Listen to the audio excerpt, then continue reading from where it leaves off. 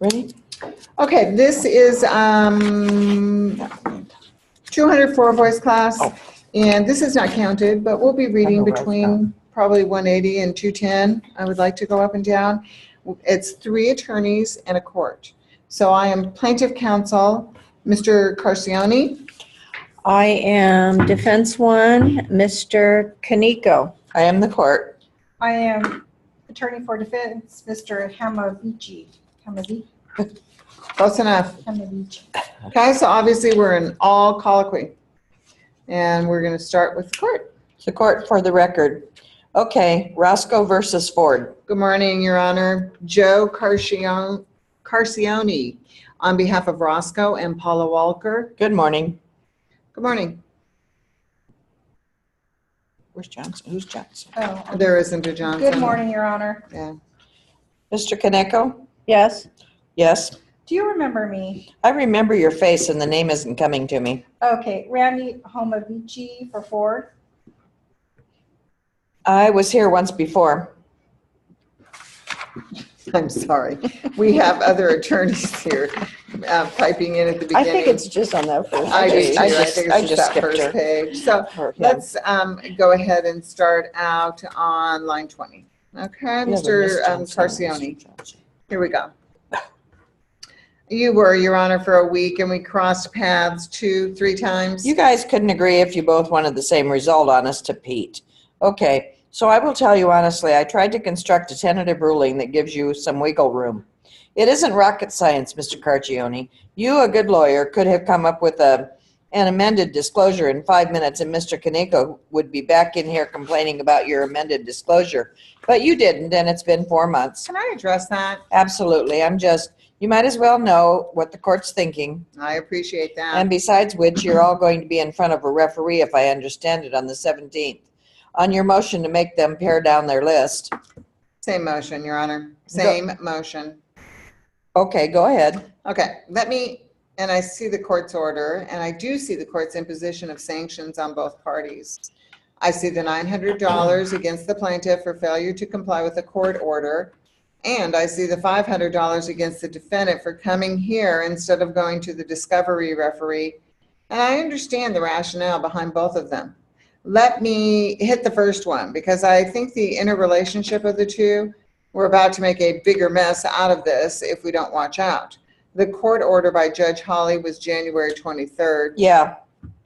Okay, that January 23rd certainly was 4 months ago, but there was an awful lot else going on. I understand. On the same date, there was a court order turning down plaintiff's motion to compel settlement. There has been a $998 offer made to me that I signed for $850. I know. There's been take it as a given. A lot of things happened. Yeah. But I'll tell you, see, when the judge made that order, it was really obvious that the judge's order kind of indicates that he knows that there's a lot to happen, because he directs me to write Social Security to get the letter that they had said they wanted in order for there to be a settlement. That's part of the order when he denies the order. So there was stuff going on. The court's order with respect to this motion has a very critical absence. It does not say that we are supposed to amend the complaint, but it doesn't give a date. It doesn't say when. I mean, like the court put on here, but why? Wait a minute. Expert disclosure is supposed to be simultaneous. It's already happened. It had already happened. So it should be simultaneous. So the court order implies forthwith. No, it doesn't, Your Honor. I'll tell you why. And my tentative ruling gives you 4 days. But here's what you see, Your Honor. So you want me to order that you do it by the 14th, and then you can come back on the 15th? And if you haven't done it, then I'll sanction you? No. Here's what I think should happen, Your Honor. Here's what I think is going to happen with this order. We're going to comply with the court's order, and we're going to put it in a list, and they're not going to like the list. Of course. That's exactly what's going to happen. And then where are we going? Now, I'm going to be over in the other department in front of the judge that Judge Hawley told us to go in front of. When he told us to go in front of Judge Berger, I thought it was a very good idea, because he says this judge is really good and she'll stay on top of the issues. She'll know the experts inside and out. And she really does. She does a very, very good job and thorough job. So we're going to be over there, and we're going to be with half of the issues with my case and none and not any of these issues. So what I think should happen is that this motion, because that's what Judge Hawley had in mind in the first place, this motion should go to Judge Berger with or without your ruling associated with it. Or the motion goes over to Judge Berger to look at the total picture and or to stick with the court order that you got. So, Mr. Carcione, so suppose I were to say, instead of May 14th, so that you have to amend your disclosure before you get to the referee, I said you have to amend your disclosure at noon on the 17th. How about this, Your Honor? Suppose you say I have to amend my disclosure in compliance with Judge Berger's, with the referee's order. If Judge Berger orders that the defendants amend their disclosure at such and such a date, 17th, 18th, the plaintiff is ordered herewith to amend his order by the same, his experts on the same date. So, in other words, I understand what you're getting at, but I don't want to presume that the referee is going to order Ford and Campbell's to pare theirs down. Now, I have to tell you, if I were God, you'd both have short lists, but if in the event I'm not. I'm just a judge. we could make it such that you said in the event that referee Berger orders that the defendant pare down their list, then Mr. Carcione shall pare down his list on the same date that the defendants are ordered to. In the event that the defendants are not ordered to pare down their list, Mr. Carcione shall in no event shall pare down his order by, give her a couple days to make a ruling, the 20th. Okay, I will be quite frank with you. Okay, I thought I was giving you a bit of a nudge so that all three parties might sit and feel some urgency to negotiate and settle it in front of the referee, I don't know the case well enough to say what it ought to be, but it seems to me like the liability issue is more important than the damage. Certainly. The damages are important, don't get me wrong, but the liability, and on liability, maybe half a dozen experts on either side ought to be plenty. I know there's subspecialties in all of that. All that stuff. But let me tell you one thing. Your Honor, my case is fundamentally a lock defect case. The door flew open. You don't have my locked defect expert. That's my basic case, is Andy Gilbert. I looked at your expert disclosure. Andy Gilbert. It says lock, but it's wrong. I agree with you. The way you worded it is like anything within the scope of their resume. I'm sorry it looked like that, Your Honor, but it did say those words. I'm not going to disagree with you. You ought to see theirs.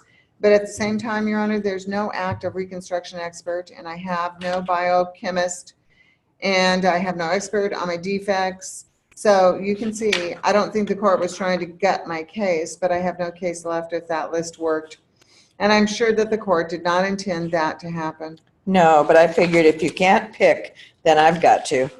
Well, Your Honor, I see your point, but the reason I didn't pick is I just wanted to get in front of Judge, and that's why we filed the motion.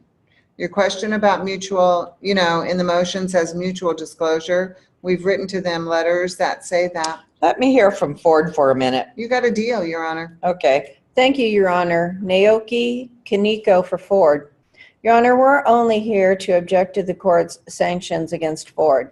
Now, I understand Judge Hawley on January 23rd simply ordered plaintiffs to reduce their list. It was that order. While that issue touches on discovery issues, the issue raised by our motion is simply plaintiffs' noncompliance with that order to the extent the court issues sanctions. We haven't had the opportunity for the record to address those issues. Now, this motion... What I understand, you want the court to do something about his failure to pare his list. What specifically did you ask the court to do? To order them to comply with the January 23rd order. And if they still don't comply, then I'll order them to do it again. Well, Your Honor, the imposition of sanctions in that case, I feel, is warranted. However, here against Ford, we're simply asking the court to. The only way to get compliance is for this court to. What's a court order when Judge Hawley made an order, that's an order?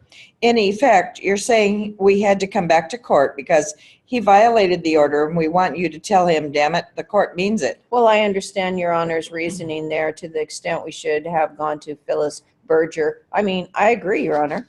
When I say something, It should mean something. That should mean something, Your Honor. once is enough. If you're ordered, you're ordered. Now, Mr. Carcione, I keep wanting to say Kaneko. That's right, really. Is it really? That's the best pronunciation I've heard. I thought you were saying Carcione. Mr. Kaneko, you know, you might have said, come back and make explicit a deadline. Then you've asked the court to do something more than it did on January 23rd.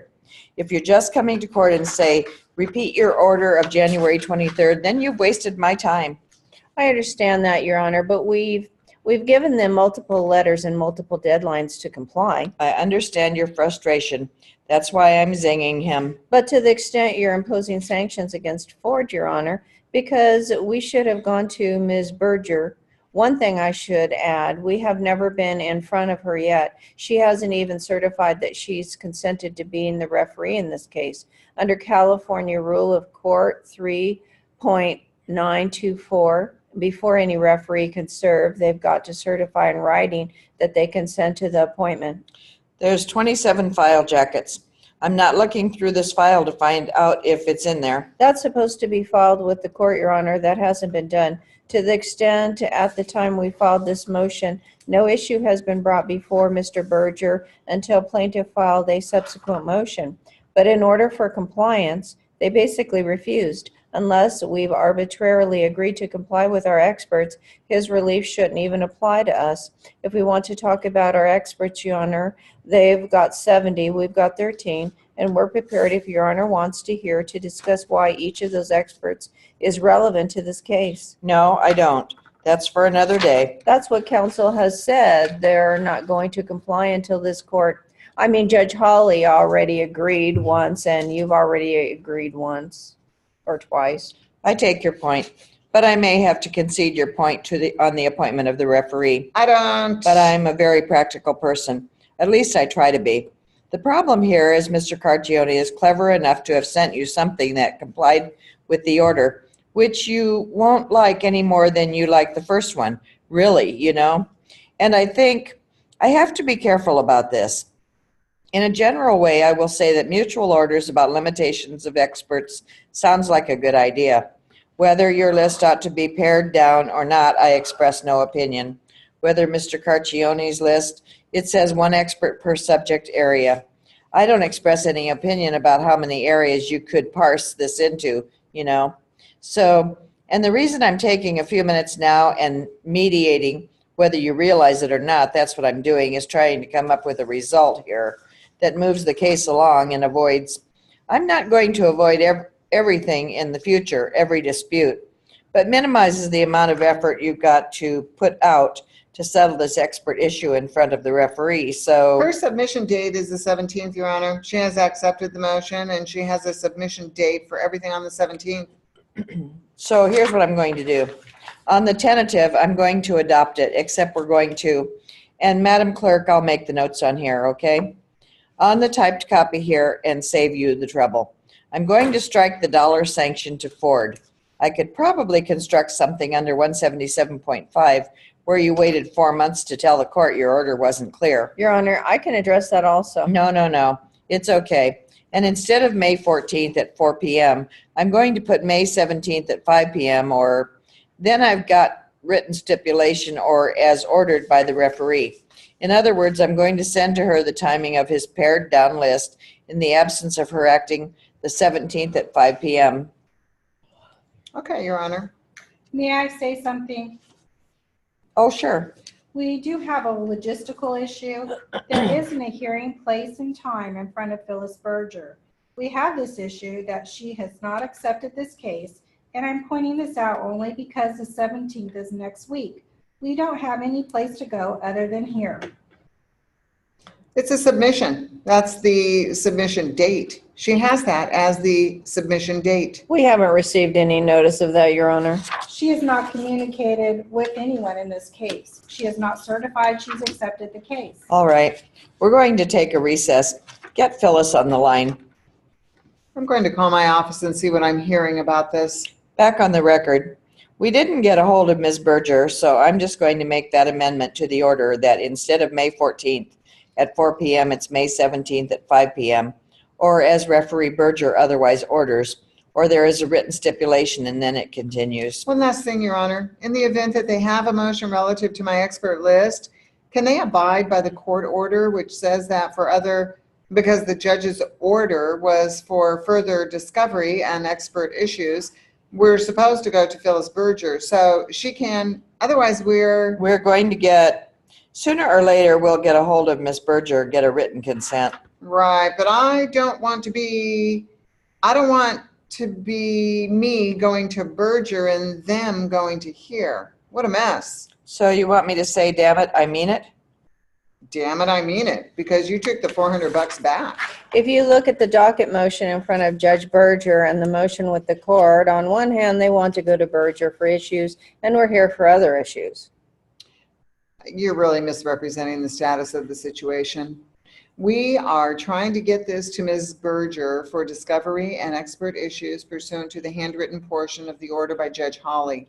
Once that consent is in the file, then nobody has a choice. Understood, Your Honor. Fine, Your Honor, that's sufficient. Okay, so there's a motion in here on the 17th to reopen discovery. I don't know what it is. Motion for protective order and motion for protective order. That's with regard to Ford and Campbell's. Motion to reopen discovery against Ford. Motion to reopen discovery. There's also an expert motion, which is on the court's docket to be heard here, plaintiff's motion. No, that's the same one for Campbell's. Is it the same motion? I'm just asking. If we could clarify with the clerk, Your Honor, on the 17th, I believe there's two motions. Right. That's why one of those motions was supposed by filed with Ms. Berger and one was filed to be heard in front of George McNatt. Yes, hold it. All right. Before the court is the plaintiff's motion to reopen discovery. Okay, and that's regarding surveillance. Then That motion, I'm sorry, Your Honor. Then there's, and it says here, we've got a copy of a brief. That brief says the motion, plaintiff's motion for protective order required defendant and Campbell's to reduce their disclosed experts as noticed in front of the referee. That's what I thought. We have to file it here. But that was on the court's docket, and I guess under procedures for a referee, if they were to file that motion, the referee would have the authority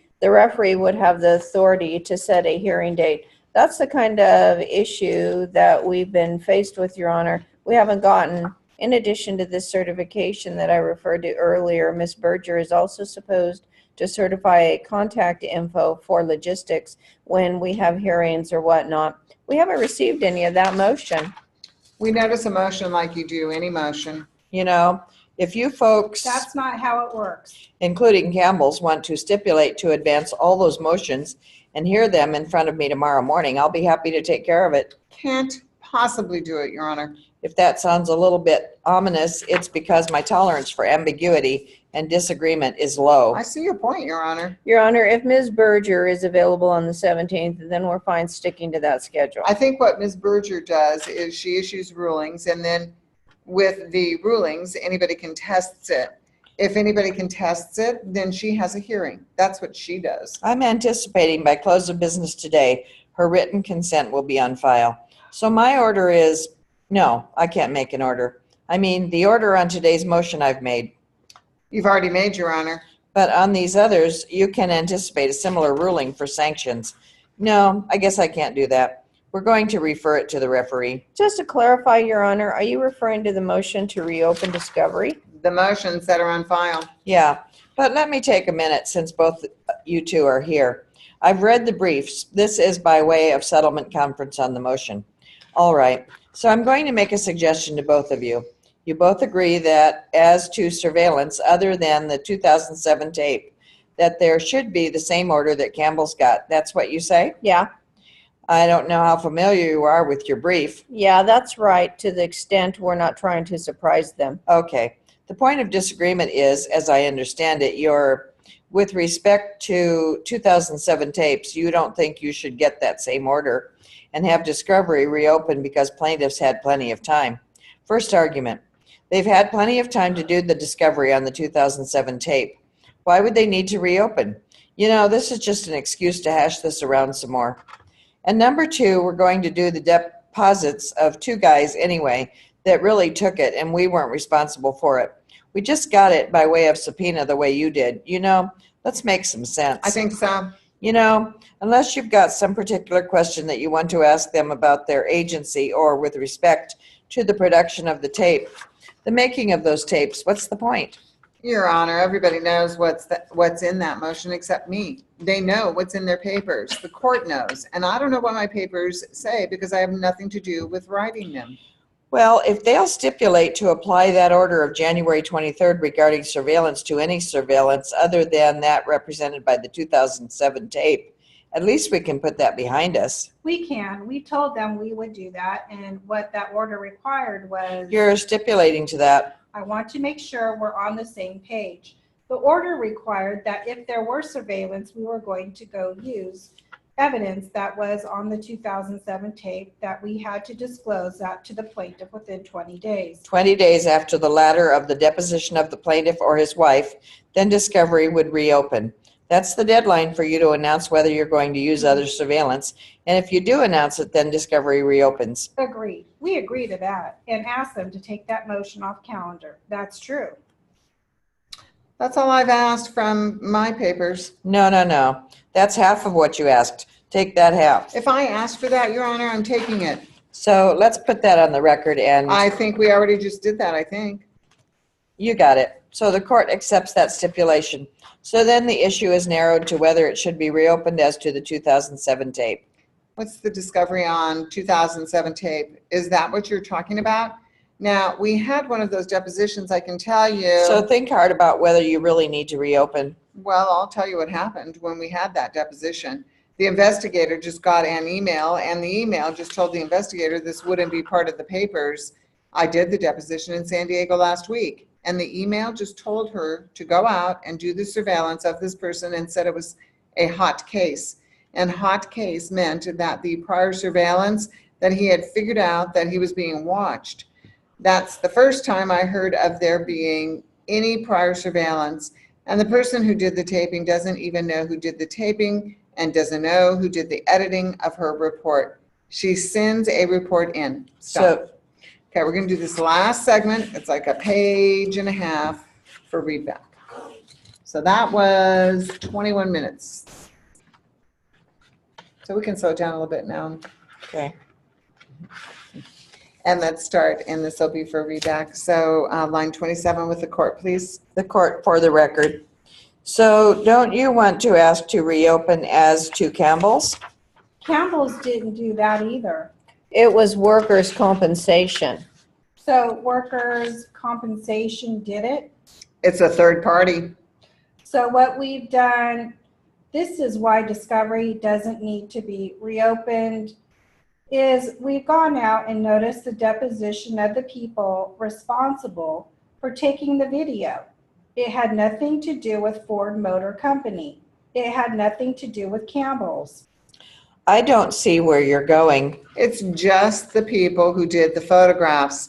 They're the only two people. And somebody changed the transcript on the report. And there was also, well, I mean, You're paranoid, okay? no, she said she didn't know who did anything. Even paranoids have enemies. She said she didn't know. But So anyway, so how much discovery you want to reopen as to depositions of workmen's comp? not a heck of a lot. I just want to get to the bottom of the, When you say reopen discovery, you know, you're thinking of interrogatories, request for admissions, production of documents. no. Maybe you ought to narrow down your request. Oh, see, now I get to read the papers. Yeah, I'm sure I must if it's that broad, but I didn't mean to do that to myself. We got as far as we can on that today. Pare it down. I will do that, but this does to Phyllis Berger too. If she accepts the thing, if she gives, Once there's acceptance on that, then the tentative is going to say it's referred to Phyllis Berger. Okay.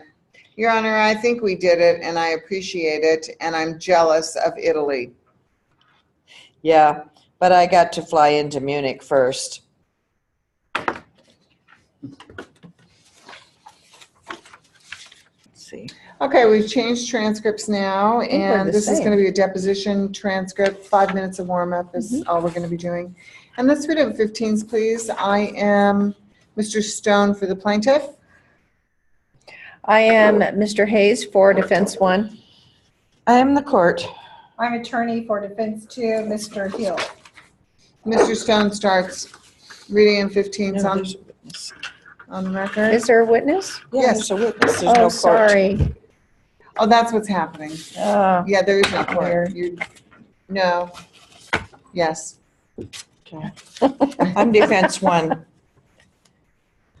I'm the witness. Perfect. Here we go. Mr. Stone, question. State your name, please, David Reedy. and your occupation, Mr. Reedy. I am business manager for Foley Plumbing. Mr. Reedy, you're present here with counsel, Mr. Hayes. I'm going to go through the ground rules of what a deposition is. I'm sure that's been explained to you by Mr. Hayes. Am I correct? Yes. Do you have any questions about what we're doing here today before we get started? No.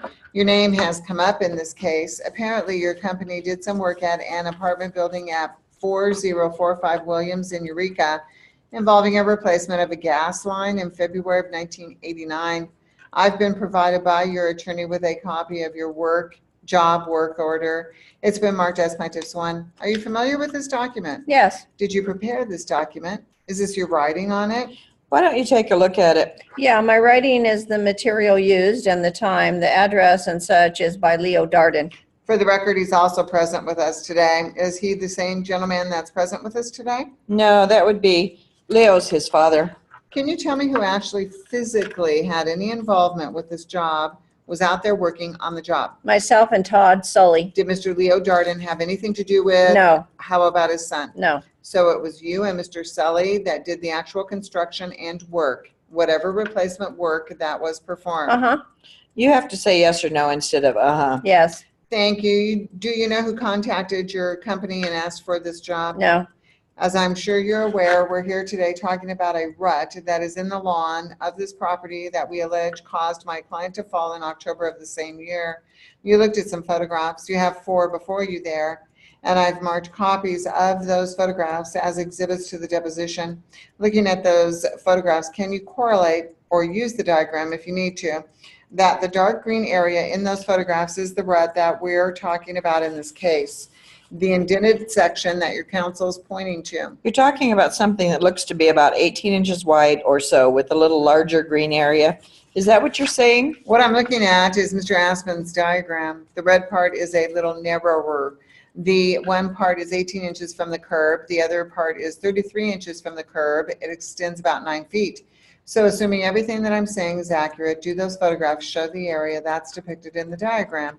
Can you tell us, as you sit here today, that that is the approximate area where you dug the gas line at the time of this job? Approximately, only partially. Can you explain what you mean by partially? The gas line, the best I could remember, came into a sharper 45 and then paralleled the sidewalk for a certain amount of time. Do you have any diagrams of the ditch you had done for the gas line? No. So you're testifying from your memory of the job? Yes. I note that the diagram shows that the rut is kind of not totally parallel with the cement walkway. It seems to veer off a little bit, maybe to the north. Is that how you see it also? Before he answers, I just want to make sure we have something clear. You're calling it a rut and you want him to assume it's a rut? Sure. We're not acknowledging that's a rut there. I understand that's my term. If you want to use another term to describe it, that's fine.